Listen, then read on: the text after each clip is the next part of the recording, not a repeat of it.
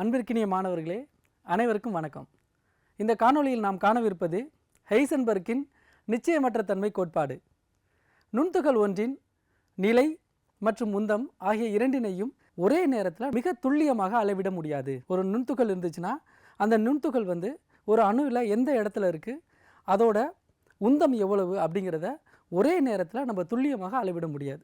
அப்படி அளவிட்டோம் அப்படின்னா அதோட நிச்சயமற்ற தன்மையை இந்த சமன்பாட்டு மூலமாக நம்மளால் தொடர்புபடுத்த முடியும். இந்த சமன்பாடு பாருங்கள், delta X into delta B is greater than or equal to H divided by 4π. இதில் டெல்டா ஹெச் என்பது என்னன்னு பார்த்தீங்கன்னா நிலை அளவிடுவதில் ஏற்படும் நிச்சயமற்ற தன்மை. அண்டு டெல்டா பி அப்படிங்கிறது உந்தம் அளவிடுதலில் ஏற்படும் நிச்சயமற்ற தன்மை. இந்த நிலை அளவிடுதல் ஏற்படும் நிச்சயமற்ற தன்மையும் உந்தம் அளவிடுதல் ஏற்படும் நிச்சயமற்ற தன்மையும் நம்ம பெருக்கும் பொழுது அது h/4π விட அதிகமாகவோ அல்லது அதற்கு சமமாகவோ இருக்கலாம். இதில் ஹெச்ங்கிறது நமக்கு என்னன்னு தெரியும், 6.626 × 10⁻−34 ஜூல் செகண்ட் அப்படின்னு நம்ம குறிக்கலாம். 4ங்கிறது is a numerical value and பைங்கிறத நம்ம 22/7 வச்சுக்கலாம். அப்படி இல்லைனா 3.14 வச்சு நம்ம கால்குலேஷனுக்கு பயன்படுத்திக்கலாம். இப்போ ஹெய்சன்பர்க் அன்சர்டனிட்டி பிரின்சிபலில் அந்த உந்தத்தில் ஏற்படும் நிச்சயமற்ற தன்மையை உந்தத்தை நம்ம நிறை இன்ட்டு திசைவேகம்னு வச்சுக்கலாம். அப்படி நிறை இன்ட்டு திசைவேகம் வைக்கும் பொழுது நம்ம ஹெய்சன்பர்க் அன்சர்டனிட்டி பிரின்சிபலோட ஈக்குவேஷனை மாற்றி எழுத முடியும். வேறு வடிவத்தில் நம்ம எழுதும்போது delta X M into delta we is greater than or equal to H divided by 4π அப்படின்னு எழுதலாம். அதே மாதிரி இதே சமன்பாடை வேறு ஒரு வடிவத்தில் எழுதும்பொழுது, அதாவது ஆற்றலுக்கும் நேரத்துக்கும் இடையே எழுதும்பொழுது delta E into delta T is greater than or equal to h/4π அப்படின்னு கூட நம்ம சமன்பாட்டை மாற்றி எழுதிக்கலாம். இதில் டெல்டா இ என்னன்னு பார்த்தீங்கன்னா ஆற்றலில் அளவிடும்போது ஏற்படும் நிச்சயமற்ற தன்மை. டீங்கிறது நேரத்தை அளவிடும்போது ஏற்படும் நிச்சயமற்ற தன்மை. அப்போ ஹெய்சன்பர்க் அன்சர்டனிட்டி பிரின்சிபல் ரொம்ப ஈஸி. இதில் வர கொஷின்ஸ் எல்லாம் பார்த்திங்கன்னா இந்த ஒரே ஒரு சமன்பாட்டை வச்சு நம்ம எளிதாக சால்வ் பண்ணிடலாம். ஹெய்சன்பர்க் என்ன கோட்பாடு சொல்லுது அப்படின்னு பார்த்தீங்கன்னா, it is impossible to measure both position and momentum of the microscopic particle simultaneously and accurately. அதாவது உந்தத்தையும் நிலையையும் ஒரே நேரத்தில் துல்லியமாக அளவிட முடியாது. அப்படி அளவிட்டோம்னா அதோட நிச்சயமற்ற தன்மை இந்த சமன்பாடை வச்சு நம்ம எளிதாக கால்குலேட் பண்ணிடலாம். இப்போ இந்த சமன்பாடை வச்சுக்கிட்டு ப்ரீவியஸ் இயர் கொஷின்ஸில் என்னென்ன கேள்விகள் கேட்டிருக்காங்க அதை எப்படி சால்வ் பண்ணுறதுன்னு நம்ம பார்ப்போம். வாங்க ஃபஸ்ட் கொஷினுக்கு போகலாம். ஃபஸ்ட் கொஷின் பாருங்கள், the position of the both an electron and a helium atom is known with 1 nanometer. The momentum of the electron is known as 5 × 10⁻−26 kilogram meter per second. The minimum uncertainty in the measure of helium atom is. Helium ஆட்டத்துக்கு minimum uncertainty இந்த measure of momentum கேட்டிருக்காங்க. இதை எப்படி calculate பண்ணுறது அப்படின்னு பார்த்தீங்கன்னா, இதுக்கு நமக்கு ஒரு குழு கொடுத்துருக்காங்க. ஃபஸ்ட்டு 2 அட்டாமிக் கம்பேர் பண்ணியிருக்காங்க. ஒன்று பார்த்தீங்கன்னா electron, another one is helium. First லைனில் பாருங்கள், இந்த position of both electron and helium atom is known. ரெண்டுக்குமே அதோட பொசிஷன் ஒன்று தான். என்னென்னு பார்த்தீங்கன்னா இதுவும் 1 நானோமீட்டர் அண்ட் ஹீலியமும் 1 நானோமீட்டர். எலக்ட்ரானும் 1 நானோமீட்டர் கொடுத்துருக்காங்க, ஹீலியமும் 1 நானோமீட்டர் கொடுத்துருக்காங்க. அதுக்கப்புறம் பார்த்தீங்கன்னா எலக்ட்ரானுக்கு மட்டும் மொமெண்டத்தில் ஏற்படுற அன்சர்டனிட்டி எவ்வளோ கொடுத்துருக்காங்க அப்படின்னு பார்த்தீங்கன்னா 5 × 10⁻−26. அப்போ ஹீலியத்துக்கு எவ்வளோ அப்படின்னு கேட்டிருக்காங்க.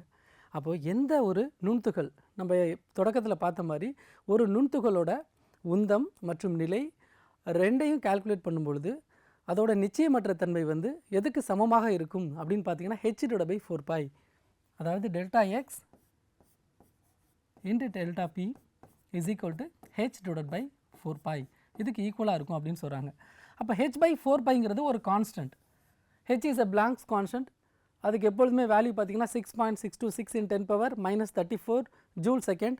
அது 4ஓட வேல்யூ நியூமெரிக்கல் வேல்யூ மாற போகிறதில்ல. பையும் ஒரு கான்ஸ்டன்ட் தான், 22/7.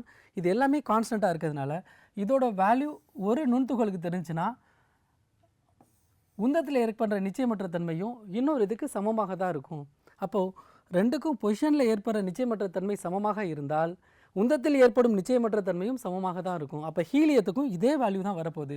5 × 10⁻−26 கிலோகிராம் மீட்டர் பர் செகண்ட். பாருங்கள், ஆப்ஷன் பியில் இருக்குது, செகண்ட் ஆப்ஷனில். அப்போது 2 நுண்துகள் எடுத்துக்கிறோம். அதில் ஒன்னோட பொசிஷன் ஈக்குவலாக இருக்குது. ரெண்டுக்குமே பொசிஷன் ஈக்குவலாக இருந்தால் டெஃபினட்டாக அன்சர்டனிட்டி இந்த மொமெண்டமும் ஈக்குவலாக தான் இருக்கும். சப்போஸ் அன்சர்டன் இந்த மொமெண்டம் கொடுத்துட்டாங்கன்னா ரெண்டுக்கும் பொசிஷன் ஈக்குவலாக தான் இருக்கும். இதோட பொசிஷன் என்னவோ அதே தான் அன்சர்டன் இந்த position of the another particle. ஒன்று கொடுத்துட்டாங்கன்னா அதே இதை நீங்கள் பிளைண்டாக இன்னொன்றுக்கு எடுத்துக்கலாம். So option is B. Same தான், இங்கே என்ன கொடுத்துருக்காங்களோ அதே ஆப்ஷன் தான் நம்ம டிக் பண்ண போகிறோம். ஏன்னா பொசிஷனுக்கு என்ன கிடைத்திருக்கோ அதே தான் எதுக்கும் வரும், மொமெண்டத்துக்கும் வரும். வாங்க அடுத்த கொஷின் போகலாம். செகண்ட் கொஷின் பாருங்கள். Uncertainty in the position of an electron with mass. எலக்ட்ரானோட மாஸ் மோஸ்ட்லி கொடுத்துருவாங்க, இருந்தாலும் நம்ம தெரிஞ்சு வச்சுக்கணும். ஒரு எலக்ட்ரானோட மாஸ் 9.1 × 10⁻³ -31 கிலோகிராம், அதர்வைஸ் -28 கிராம். கிராம்லேயோ கிலோகிராம்லேயோ நீங்கள் எடுத்துக்கலாம். Moving with the velocity of 3 × 10⁴ centimetre per second, accurate up to 0.001% will be. அதே மாதிரி இங்கே பாருங்கள் வேல்யூ கொடுத்துறாங்க. பிளாங்க் கான்ஸ்டனோட வேல்யூ h/4π, ஹெச்சோட வேல்யூ என்னன்னு கொடுத்துருக்காங்க 6.626 × 10⁻⁻27 எர்ஜ் செகண்ட். ஜூல் செகண்ட்னு வரப்போ நம்ம -34 போடணும், எர்ஜ் செகண்ட் வரப்போ -27 போடணும். அதனால் எல்லாத்துக்குமே இந்த வேல்யூ கொடுப்பாங்க நம்ம எதிர்பார்க்க முடியாது. சில சம்மில் பார்த்தீங்கன்னா வேல்யூ கொடுக்காமலே கேட்பாங்க. அதனால் பிளாங்க் கான்ஸ்டன்ட் வேல்யூ, எலக்ட்ரானோட மாஸ், இதெல்லாம் நம்ம தெரிஞ்சு வச்சுக்கிட்டோம்னா கொஷின் ஒர்க் அவுட் பண்ணுறது ரொம்ப ஈஸியாக இருக்கும். ஓகே, நம்ம ஒர்க் அவுட் பண்ணுறதுக்கு ஒரே ஃபார்முலா என்ன தான் இருக்குது, delta X into delta B is greater than or equal to h/4π. Some work out பண்ணுறப்ப இதை ஈக்குவல்ட்டுனே நம்ம எடுத்துக்கிறோம். கிரேட்டர் தேன் ஆர் ஈக்குவல்ட்டுன்னு எடுத்துக்கிறோம். இப்போ என்னென்ன கொடுத்துருக்காங்கன்னு பாருங்கள். அன்சர்டனிட்டி இந்த பொசிஷன் ஆஃப், பொசிஷன்னா டெல்டா எக்ஸ் அதான் கேட்டிருக்காங்க. Uncertainty in the position of an electron moving with velocity. Velocity எவ்வளோன்னு கொடுத்துருக்காங்க 3 × 10⁴ வெலாசிட்டி கொடுத்துட்டாங்க. அக்யூரேட் அப் டு, இந்த வெலாசிட்டி எவ்வளோ தூரம் அக்யூரேட்டாக இருக்குன்னா 0.001% தான் அக்யூரேட்டாக இருக்குது அப்படின்னு சொல்லியிருக்காங்க. ஸோ பொசிஷனில் ஏற்படுற அன்சர்டனிட்டி எவ்வளோன்னு கேட்டிருக்காங்க. அப்போ அக்யூரஸியை இங்கேயே நீங்கள் மல்டிபிள் பண்ணி வச்சுக்கலாம். 0.001/100. அப்போ 100 இதை டிவைட் பண்ணிங்கன்னா இங்கே பாருங்கள் 2 0க்கு இந்த பவரில் 2 கேன்சல் பண்ணிக்கலாம்.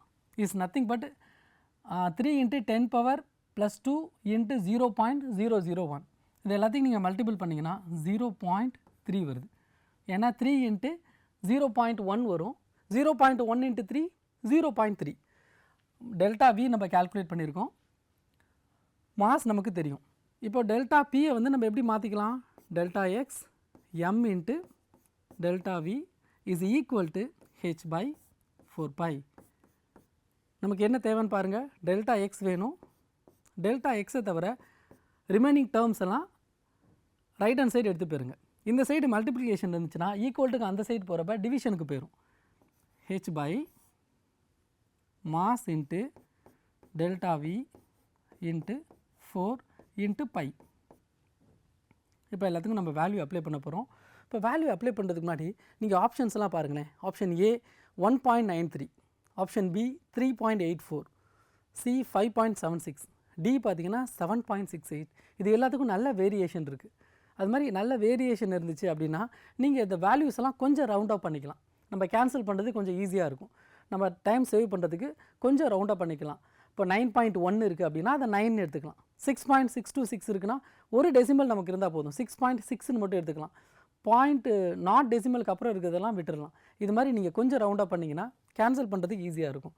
இப்போ பிளாங்க் கான்ஸ்டன்ட் வேல்யூ எவ்வளோ கொடுத்துறாங்க 6.626. அதில் நான் எது மட்டும் எடுத்துக்கிறேன்னா 6.6 மட்டும் எடுத்துக்கிறேன். ஃபர்ஸ்ட் டெசிமலுக்கு அப்புறம் இருக்க ஒரே ஒரு டிஜிட் மட்டும் எடுத்துக்கிறேன். 6.6 × 10⁻⁻27 divided by mass of the electron.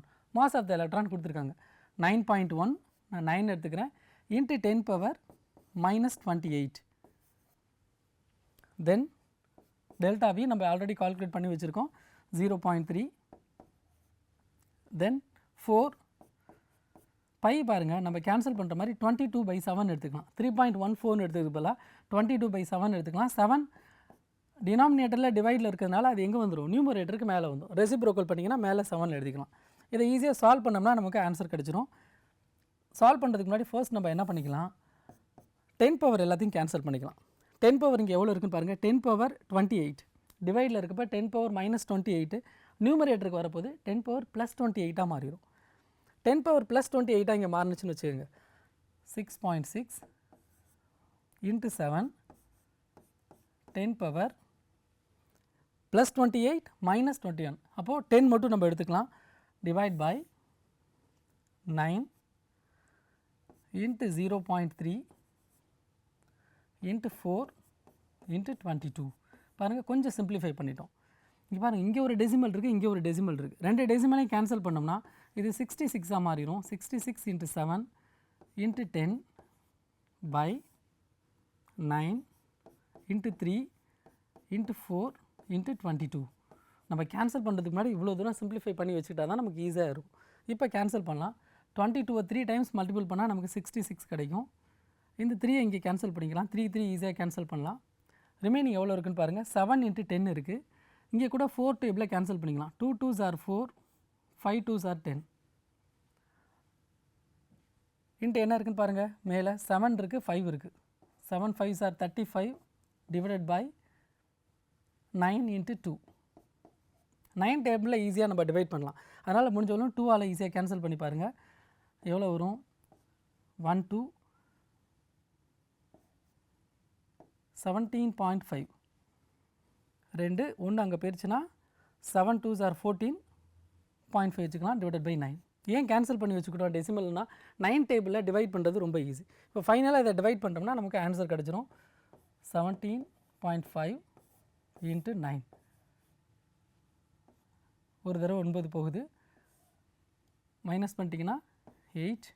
அதுக்கப்புறம் டெசிமல் பாயிண்ட்டு தான் கீழே இருக்கணும். ஸோ மேலேயும் ஒரு பாயிண்ட் வச்சுக்கிறோம். 5 கீழே வைக்கிறோம்.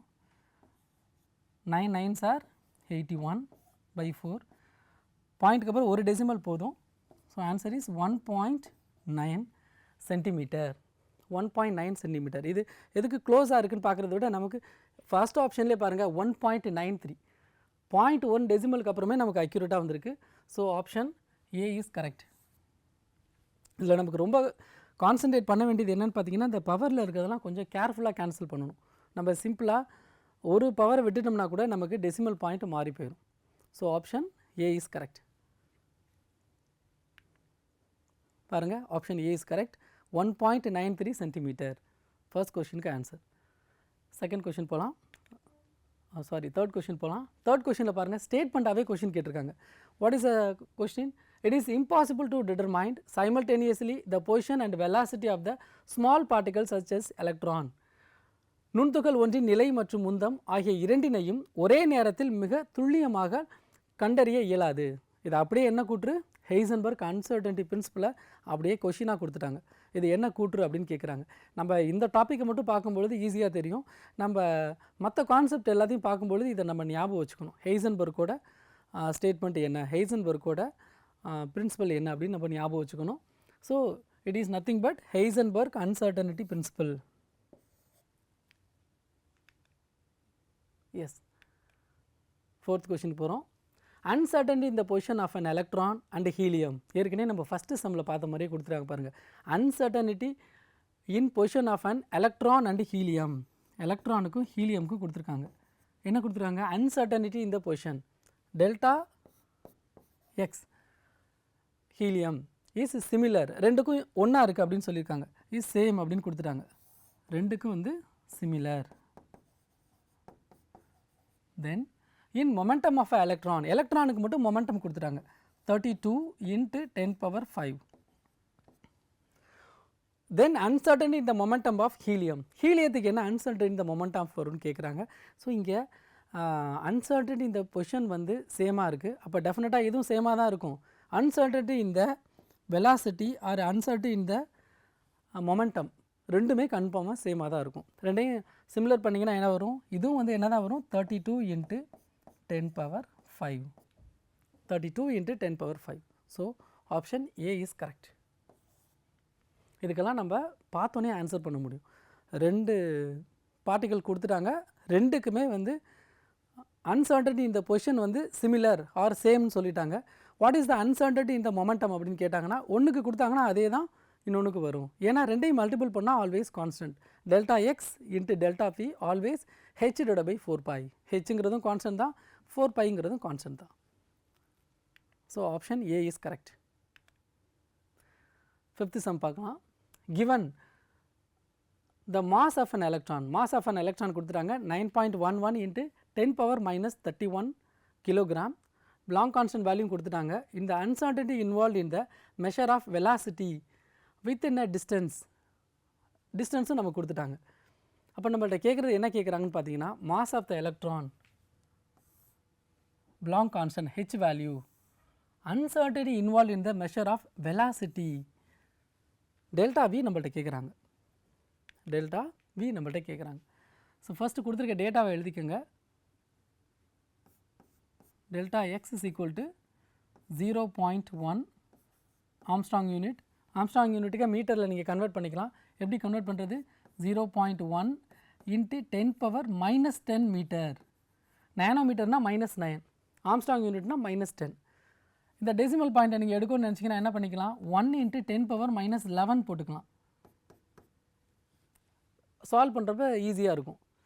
அப்புறம் என்ன டேட்டா நம்மளுக்கு இருக்குன்னு பாருங்கள். Mass of electron 9.11. நம்ம சிம்பிளிஃபை பண்ணுறதுக்காக 9 வச்சுக்கலாம்.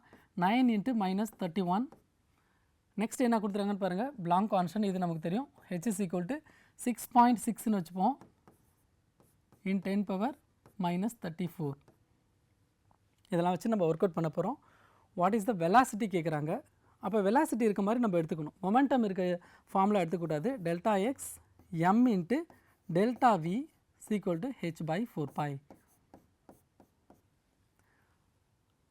நமக்கு என்ன வேணும்? Velocity, measure of velocity with the டிஸ்டன்ஸ்னு கொடுத்துருக்காங்க. டெல்டா வி ஈக்குவல் டு h/டெல்டா எக்ஸ் எம் 4π. இதுக்கெல்லாம் வேல்யூ அப்ளை பண்ணுறோம். Planck constant வேல்யூ என்ன? 6.6 into 10⁻−34 divided by delta X value நம்ம கண்டுபிடிச்சிருக்கோம் பாருங்கள். 10⁻−11 சிம்பிளாக போட்டுக்கலாம். அதர்வைஸ் 0.1 into 10⁻−10 போகணும். சிம்பிளாக 10⁻−11 போட்டுக்கலாம். Into mass of the electron 9 into 10⁻−31. Then as usual 4 pi value என்ன? 22/7. 7 நம்ம அப்படியே எடுத்துகிட்டு நியூமரேட்டர் கொண்டு போயிடும். அவ்வளோதான். இதை சிம்பிளிஃபை பண்ணோம்னா நமக்கு ஆன்சர் வந்துடும். சிம்பிளிஃபை பண்ணுறோம். First 6.6 into 7 into 10⁻−34. 34 எங்கெல்லாம் இருக்குன்னு பாருங்கள். இங்கே பாருங்கள் -34, இங்கே வந்து -31. -31 வந்து டினாமினேட்டர்லேருந்து நியூமரேட்டருக்கு கீழேருந்து மேலே வரும்போது என்ன ஆயிரும்? -31 + 31 மாறிடும். அப்போ எது அதிகமாக இருக்குன்னு பாருங்கள். மைனஸ் வேல்யூ தான் அதிகமாக இருக்குது. 3 அப்படின்னு வச்சுக்கலாம். 10⁻+3 எப்படி வந்துச்சு? -31 மேலே போயிடுச்சுன்னா +31 ஆயிரும். ஆல்ரெடி -34 இருக்குது. அப்போது 34 - 31 3 +3 எதுக்கு வேல்யூ அதிகமாக இருக்கோ அதை வச்சுக்கலாம். -34 மைனஸ் தான் அதிகமாக இருக்குது. ஸோ -3. நெக்ஸ்ட்டு பாருங்கள் 10⁻−11. 10⁻−11 நியூமரேட்டருக்கு போயிடுச்சுன்னா 10⁻+11 மாறிடும். Into 10⁻11 divided by remaining terms மட்டும் எழுதிக்கிறோம். 9 இன்ட்டு 4 இன்ட்டு 22. இதுக்கப்புறம் நம்ம ஈஸியாக கேன்சல் பண்ணிக்கலாம். இங்கே பாருங்கள் 6.6ஐ நீங்கள் ஹோல் நம்பராக கன்வெர்ட் பண்ணிக்கோங்க. 66ஆக மாற்றிக்கிறோம். அதுக்கு என்ன தேவை? ஒரு 10 தேவை. அந்த 10ஐ நம்ம இங்கேருந்து எடுத்துக்கிட்டோம்னா 66 இன்ட்டு 7, 10ல் 1 எடுத்தாச்சு. அப்போ 10 ரிமைனிங் எவ்வளோ இருக்குன்னு பார்த்தீங்கன்னா 10⁻10 தான் இருக்கும். 10⁻10ல் 3 போயிடுச்சுன்னா 10⁻7 டிவைடட் பை 9 இன்ட்டு 4 இன்ட்டு 22. இதுக்கப்புறம் தான் நம்ம கேன்சல் பண்ணவே ஸ்டார்ட் பண்ண போகிறோம். இவ்வளோ தூரம் சிம்பிளிஃபை தான் பண்ணியிருக்கோம். கேன்சல் பண்ணலாம். 22 3 டைம்ஸ் பண்ணிங்கன்னா 66 ஆயிரும். 3 இங்கே கேன்சல் பண்ணுறோம். 3 3s are 9. எஸ். இதுக்கப்புறம் என்ன இருக்குன்னு பாருங்கள். 7 கீழே டினாமினேட்டரில் பாருங்கள் 3 இன்ட்டு 4 இருக்குது. 3 4s are 12. நியூமரேட்டர்லேயும் அது மாதிரி வேல்யூ இருக்க மாதிரி நம்ம மாற்றணும்னா 7 ஒரு 10 நம்ம எடுத்துக்கலாம். 70 இன்ட்டு 10⁻6. இங்கே பாருங்கள் 7 இன்ட்டு 10⁻7 நம்ம எப்படி எடுத்துக்கிறோம்? 70 இன்ட்டு 10⁻6ன்னு எடுத்துக்கிறோம். ஏன் அப்படின்னா டினாமினேட்டரில் என்ன இருக்குன்னு பாருங்கள். 3 இன்ட்டு 4 இருக்குது. அதாவது 3 4s are 12 இருக்குது. அதுக்காக நம்ம மாற்றிக்கிறோம் கொஞ்சம். ஓகே, இனிமேட்டு கேன்சல் பண்ணிங்கன்னா கேன்சல் பண்ணுங்கள். 35 2 டேபிளால் கேன்சல் பண்ணோம்னா இங்கே 6. சிம்பிளாக 35/6. ஸோ 5 டைம்ஸ் IR 30, 5 பாயிண்ட் வச்சு 0 சேர்த்துக்கிறோம். 8R 48, remaining 2. நமக்கு இதோ போதும். What is answer? 5.8 into 10 power 6. நம்மள்ட்ட என்னென்ன ஆப்ஷன் இருக்குன்னு பாருங்கள். 5.8க்கு பதிலாக அவங்க என்ன கொடுத்துருக்காங்க? 5.79 கொடுத்துருக்காங்க. 0.79 இஸ் நத்திங் பட் 0.8ன்னு எடுத்துக்கலாம், நோ ப்ராப்ளம். பட் இங்கே பவர் தான் முக்கியம். ஏன்னா ஏபிசி எல்லா ஆப்ஷன்லேயும் 5.79 தான் வந்திருக்கு. பவர் மட்டும் நம்ம கரெக்டாக வந்திருக்கான்னு செக் பண்ணணும். 10 power 6 எதில் இருக்குன்னு பாருங்கள். ஃபஸ்ட் ஆப்ஷனில் இருக்குது. So option A is correct. இதில் பாருங்கள், ஏதாச்சும் பவர் நீங்கள் மிஸ் பண்ணிட்டீங்க அப்படின்னா ஆன்சர் ராங்காக போயிடும். எல்லாத்துக்கும் இடையில் ஒரே ஒரு பாயிண்ட் மட்டும் தான் டிஃபர் இருக்குது. அதாவது 10 power 6, 10 power 7, 10 power 8 பாயிண்ட் நம்ம மிஸ் பண்ணாமல் பண்ணிங்கன்னா ஈஸியாக ஆன்சர் வந்துடும். So option A is correct. 5.79 into 10 power 6 meter per second. Next question போகலாம். If uncertainty in the position and momentum are equal, then uncertainty in velocity is, பாருங்க, uncertainty in the position and the momentum ரெண்டும் ஈக்குவல்னு சொல்லிட்டாங்க. அப்போ uncertainty in the velocity என்னன்னு சொல்லிட்டு ஒரு equation கொடுத்துட்டாங்க. அப்போ நம்ம என்ன பண்ணணும்? இதை ஈக்குவேஷன்லேருந்தே டெரைவ் பண்ணணும். You know the equation. What is the equation? Delta x into delta p is equal to h by 4 pi. Okay. இப்போ what is the condition? Delta x delta p. அதாவது uncertainty in the position and uncertainty in the momentum are equal. ரெண்டும் ஈக்குவல்னு சொல்லிட்டாங்க. இங்கே ரெண்டும் equal பண்ணிக்கோங்க. Delta x equal to delta p. அப்போ delta எக்ஸுக்கு பதிலாக நான் திரும்ப என்ன எழுதிக்கலாம்? டெல்டா பின்னே போட்டுக்கலாம். ஸோ இங்கே நான் ஈக்குவேஷனில் என்ன பண்ணுறேன்? டெல்டா எக்ஸுக்கு பதிலாக டெல்டா பின்னு போட்டுக்கிறேன். ஆல்ரெடி ஒரு டெல்டா பி இருக்குது, equal to H by 4 pi. Delta P into delta B என்ன வரும்? Delta P the whole square equal to H by 4 pi. இதை திரும்ப நம்ம என்ன சேஞ்ச் பண்ணலாம்? அவங்க கேட்டிருக்கிறது uncertainty in the velocity, momentums equal to mass into velocity, m into delta V. Momentum p is equal to m into v. So மாஸில் எந்த சேஞ்சஸும் இருக்காது. வெலாசிட்டி சேஞ்ச் நான் அப்படியே எடுத்துக்கிறேன். The squares equal to H by 4 pi. நான் அப்படியே என்ன பண்ணுறேன்? ஸ்கொயரை ஸ்ப்ளிட் பண்ணி எழுதிக்கிறேன். m square into delta v square equal to H by 4 pi. Then delta v square equal to m square இங்கே பாருங்கள் மல்டிப்ளிகேஷனில் இருக்குது. ஈக்குவல்ட்டுக்கு அந்த சைட் போனால் டிவிஷனில் வந்துடும். m square into 4 pi. We want only delta v, square வேணாம். அப்போ ரெண்டு சைடு என்ன பண்ணணும்? ஸ்கொயர் ரூட் எடுக்கணும். Square root of h by m square 4 pi. இப்போ இது எதெல்லாம் ஸ்கொயர் விட்டு வெளியே எடுக்கலான்னு பாருங்கள். m ஸ்கொயர் இருக்குது, வெளியே வந்துருச்சுன்னா m-ஆக மாறிடும். 4 இஸ் நத்திங் பட் 2 ஸ்கொயர், வெளியே வரும்போது 2-ஆக மாறிடும். அப்போ 1 பை, ஏன்னா இது டிவைடில் இருக்குது அதனால் 1 பைனே எடுக்கிறோம். 2m, இந்த 2 எங்கேருந்து வந்துச்சு? 4 வந்து 2 ஸ்கொயர், அதனால் அதுலேருந்து ஒரு 2 வெளியே எடுத்துட்டேன். m ஸ்கொயர் அதுலேருந்து ஒரு m வெளியே எடுத்துட்டேன். ரிமைனிங் என்ன இருக்குன்னு பார்த்தீங்கன்னா the square root of h by pi. So this is the answer for delta v. நான் ரொம்ப எக்ஸ்பேண்ட் பண்ணி எழுதியிருக்கேன். நீங்கள் இந்த ஸ்கொயர் பண்ணுறதெல்லாம் இன்னும் கொஞ்சம் ஷார்ட்கட் பண்ணிங்கன்னா வித்தின் 1 மினிட்குள்ளே ஆன்சர் பண்ணிடலாம். So delta we is equal to 1/2m square root of h by pi. எங்கே இருக்குன்னு பாருங்கள்? 1/2m square root of h by pi. Answer C is correct. Very simple. இப்போது ரெண்டுமே ஈக்குவல்னு சொன்னதுனால டெல்டா பிக்கு பதிலாக டெல்டா எக்ஸ் நீங்கள் எடுத்துக்கூடாது. எடுத்துக்கிட்டிங்கன்னா கொஞ்சம் காம்ப்ளிகேட்டட் ஆகிரும். நமக்கு டெல்டா வி வேணும். அப்போ டெல்டா வி வேணும்னா டெல்டா பியிலேருந்து டெல்டா வி ஈஸியாக கொண்டு வந்துடலாம். எம் இன்ட்டு டெல்டா வின்னு சொல்லிட்டு அப்போ கொஞ்சம் ஈஸியாக பண்ண முடியும். அதனால் delta X is equal to delta பினா டெல்டா பியை ரீப்ளேஸ் பண்ணுற மாதிரி பார்த்துக்கோங்க. Okay, so option is C 1/2m the square root of h by pi. Next question போகலாம். இங்கே பாருங்கள், the measurement of the electron position is associated with an uncertainty in the momentum which is equal to 1 into 10 power minus 18 gram centimeter per second. The uncertainty in the electron velocity is, பாருங்கள் டைரெக்டாக momentum கொடுத்துட்டாங்க. Uncertainty இந்த momentum கொடுத்துட்டாங்க. They want the velocity. சிம்பிளாக கேட்குறாங்க. எலக்ட்ரானோட மாஸும் கொடுத்துட்டாங்க. Memorise வேணான்னு சொல்லிட்டு ஈஸியாக நம்ம ஒர்க் அவுட் பண்ணலாம். டெல்டா பி அன்சர்டனிட்டி இந்த மொமெண்டம் இஸ் கிவன் 1 × 10⁻−18. அன்சர்டனிட்டி இந்த வெலாசிட்டி கேட்குறாங்க. m × delta v is equal to 1 × 10⁻−18.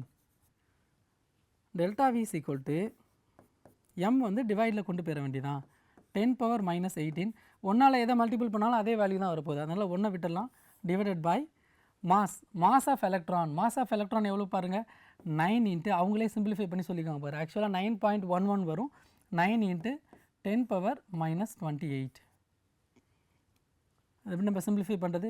10⁻−28 வந்து டினாமினேட்டர்லேருந்து நியூமரேட்டருக்கு போகுதுன்னு வச்சுக்கோங்க. கீழேருந்து மேலே போகுதுன்னா -28 + 28 மாறிடும். 10⁻−18 × 10⁻+ 28. ஸோ அடிமானம் ரெண்டு ஒன்றா இருந்தால் அடுக்குகளை கூட்டிக்கலாம். அடுக்குகளை நம்ம ஆட் பண்ணும்போது என்ன வரும்னு பாருங்கள்.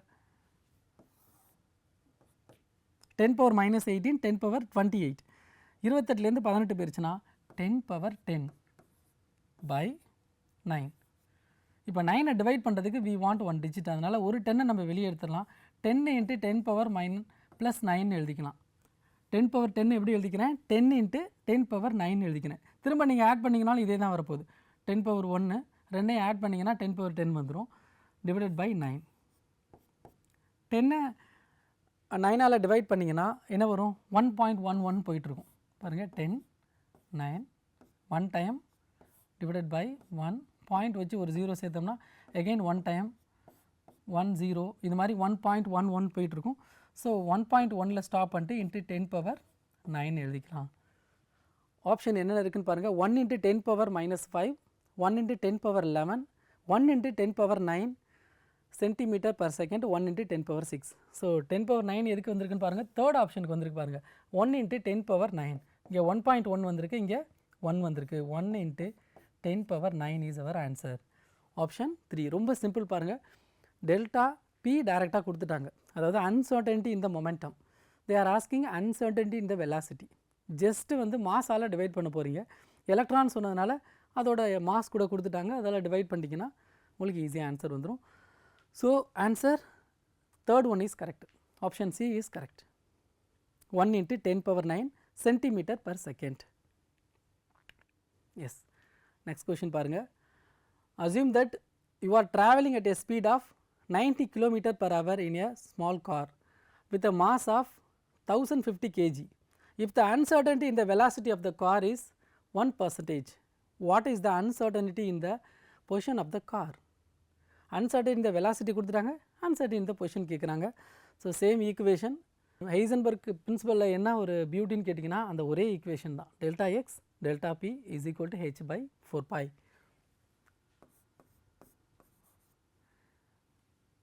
இன்ட்டு டெல்டா பி என்ன கொடுத்துட்டாங்கன்னு பாருங்கள். Assume that you are travelling இந்த ஸ்பீட் v கொடுத்துட்டாங்க. அதனால் இங்கேயே நம்ம செப்பரேட் பண்ணி எழுதிக்கலாம்.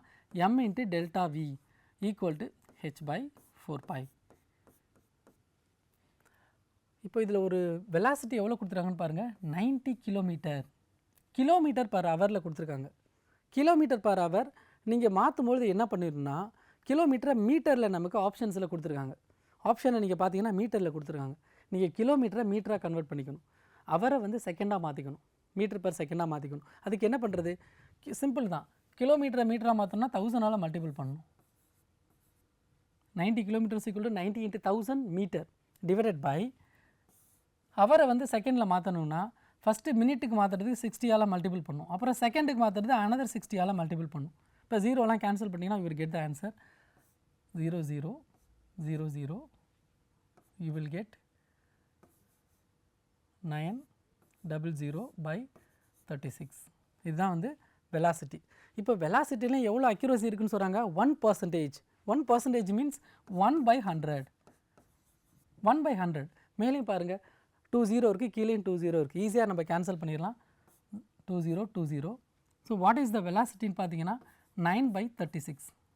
இதை எப்படியே எடுத்துகிட்டு போய் நம்ம ஃபார்முலாவில் அப்ளை பண்ணிங்கன்னா நமக்கு ஆன்சர் கிடச்சிரும். நம்மள்ட்ட என்ன ஃபைனலாக கேட்டிருக்காங்க, இந்த position of the car, uncertainty இந்த பொசிஷன், டெல்டா எக்ஸ் நம்மள்ட்ட கேட்டிருக்காங்க.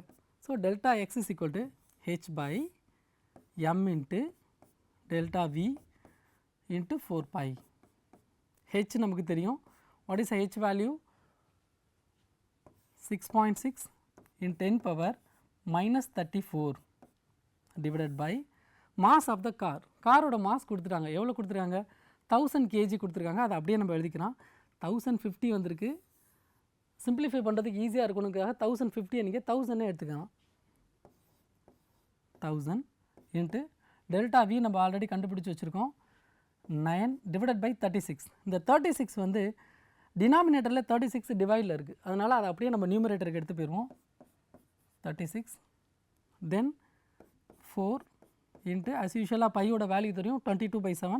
22 கீழே எடுத்துக்கிறோம், 7 நம்ம மேலே எடுத்துக்கிறோம். பாருங்கள், கேன்சல் பண்ணி எழுதலாம். 1000ங்கிறது 10 power 3. 10 power 3 மேலே போயிடுச்சுன்னா 10 power -3 மாறிடும். ஆல்ரெடி இங்கே 10 power -34 இருக்குது. அதையும் நம்ம டிவைட் பண்ணி எழுதிடுறோம். 6.6 இன்ட்டு 10 power -37. 37 எப்படி வந்துச்சு? கீழே 1000 இருக்குது, 1000 10 power 3ன்னு வச்சுக்கிறோம்.